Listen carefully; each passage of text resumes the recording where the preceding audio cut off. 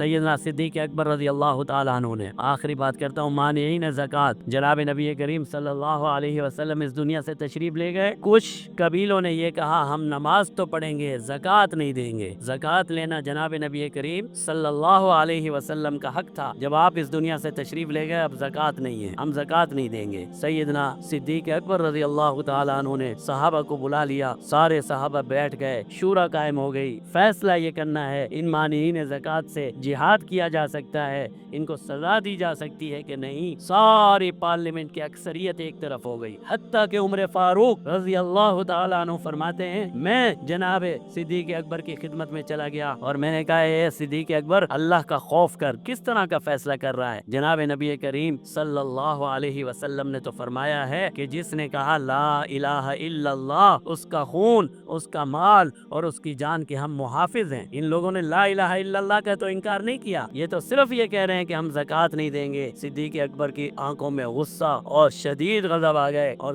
فرمانے لگے، شدید ناراض ہوئے اور فرمانے لگے اے عمر، کیا تم بھی اس طرح کی باتیں کرو گے؟ اللہ کی قسم، اگر کوئی شخص جناب نبی کریم صلی اللہ علیہ وسلم کی زندگی میں، حیات طیبہ میں بکری کا ایک بچہ دیتا تھا، اگر آج وہ بھی دینے سے انکار کرے گا تو میں اس سے جہاد کروں گا۔ فرمایا نماز کی طرح جہاد بھی ضروری ہے۔ صدیق اکبر کی یہ بات سن کے عمر فاروق فرماتے ہیں اللہ نے میرے دل میں بھی حق ڈال دیا اور میں نے کہا بات تو صحیح ہے، جو صدیق اکبر کہتا ہے وہی بہتر ہے۔ تو دیکھیے پارلیمنٹ ایک طرف ہے، صحابہ ایک طرف ہیں، لیکن خلیفہ جو سچ سمجھتا ہے اس پہ ڈٹ سکتا ہے۔ آج ہماری پارلیمنٹ میں سب سے بڑی کمزوری یہ ہے، ہم کہتے ہیں نہیں جی، اگر پارلیمنٹ ایک طرف کھڑی ہو گئی تو بس وہی فیصلہ مانا جائے۔ یہ نہیں ہے، خلیفہ مشورہ لے اور جو اللہ اس کے دل میں ڈال دے، لیکن دیانت اور امانت کے ساتھ۔ پھر خلیفہ بھی ابو بکر صدیق ہو، خلیفہ بھی عمر فاروق ہو۔ سیدنا عمر فاروق نے فیصلہ کیا ایک جہاد میں میں خود جاؤں گا۔ مدینہ سے نکلے، صحابہ نے کہا کیسے جاتے ہو؟ پہلے سب کو بٹھاؤ، مشورہ ہوگا۔ مشورے میں بیٹھ گئے،